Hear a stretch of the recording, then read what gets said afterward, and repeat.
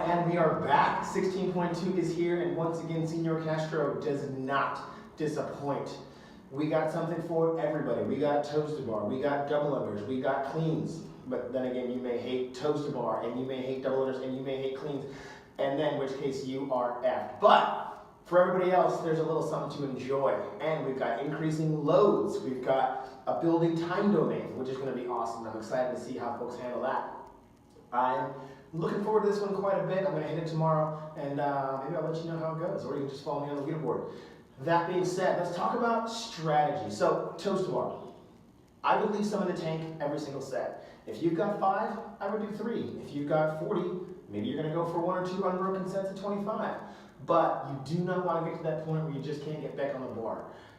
Short rest times are going to be the key to this. We saw these guys go blasted at round 1 and start to slow down over time. The only difference between round 1 and round 5, from what we saw in the open announcement, was the amount of rest they took between sets, the amount of rest they took between sets. Clean for singles all the way, we'll talk about that in a second. So, toast to bar. Leave some in the tank, really short rest. Second piece I want to talk about is the double under. And here it's really going to be dependent on how good you are at double unders. If you're somebody who's thinking 3 or 4 rounds or hitting that 20-minute time cap, then obviously double under is going to be a non-issue for you. But if the number of double unders you were thinking about on this workout was, I don't know, some, then maybe we're just going to celebrate every single rep that you get. And whether it's 25 or 35 or 50, and only getting through a couple of cleans in round 1, then that's going to be awesome.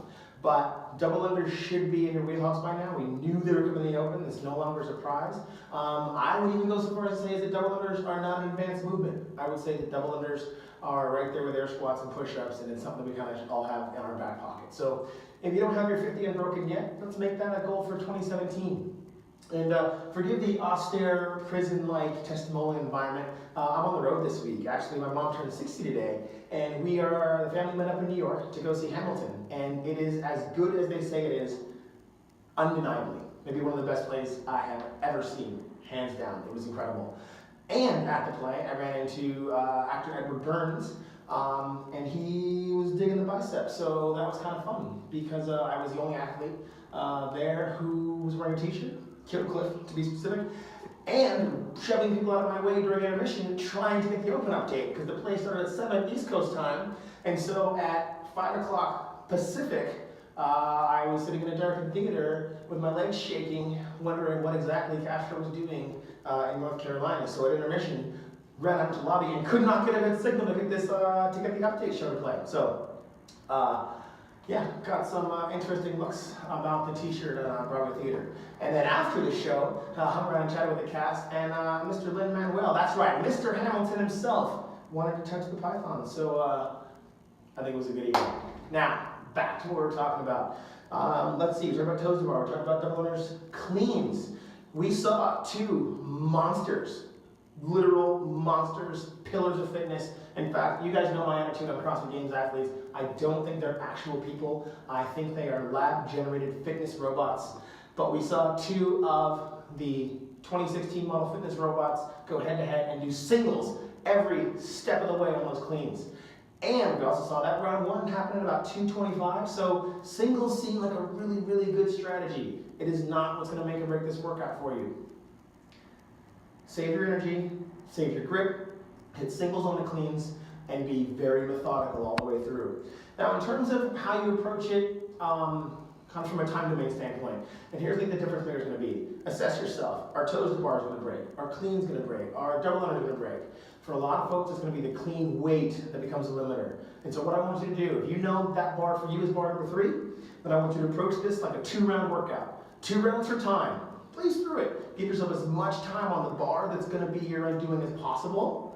And then just get after as many of those reps as you possibly can. But no matter how fatigued you're going to get, that heavy bar is going to slow you down, and the wind factor is not going to be the limiter, right? We're going to come to the limits of our ability to stabilize our midline and to get our legs moving under that load. So, 2 rounds for time, get to that 3rd set of toes to bar, get to that 3rd set of double unders, and then approach the bar intelligently, efficiently. Let's see some dialed in technique. Right? Because it's being technically efficient and proficient, it's going to help us move that bar when we need to. Now, let's say you're somebody who you're pretty confident you're going to get into that 20-minute range, right? That you're gonna hit the time cap on this workout. And I would look at 4 rounds for time, right? 4 rounds, we're trying to get through as much work as possible, as quickly as possible.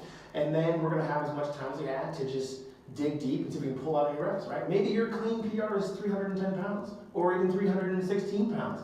Either way, that last bar is gonna be really, really tough. And so a single rep at 315 is gonna be something that would be fantastic to celebrate. So give yourself the time to do it. And then let's say you come to that last bar and you've only got 2 minutes, or let's say it's your last bar and it's bar number 3, or let's say it's bar number 2, right? Give yourself as much time on that bar, and then don't worry about taking some time before you even attempt that first rep. Because what I find is, if I pick up a bar that's heavier than I expected, it can make the second attempt even harder, right? I've hit a mental block. And so what I want you to do, if you know when you get to your last bar, you're not gonna get all those reps, take your time, right? Make that first one really count. Notice how much time Bailey took before he hit that first rep at 275. Or excuse me, at 315, right? He got set, he was patient, he was methodical. He only had 7 reps to do, and he stretched that workout almost over the full amount of remaining time that he had to get it done in. He did the last 7 reps in, I don't know, almost 2 to 3 times the amount of time that he did the first 15 cleans in, because he approached that bar with a focused and methodical attitude, which is how I want you to approach it, whether it's the first bar, the second bar, third bar, fourth bar, or unbelievably, if it was the 5th bar. Right, save yourself on toes to bar, leave a couple reps in the tank. Double unders, right, you're gonna run your own race. If you're good at those, if you're not. And if you're not, fix it. And if you are, save yourself some trouble. Don't make any mistakes. We saw that hurt Bjorgen. And on those cleans, right, know yourself. Give yourself as much time on the bar that has the potential to be your undoing. And other than that, have fun with it.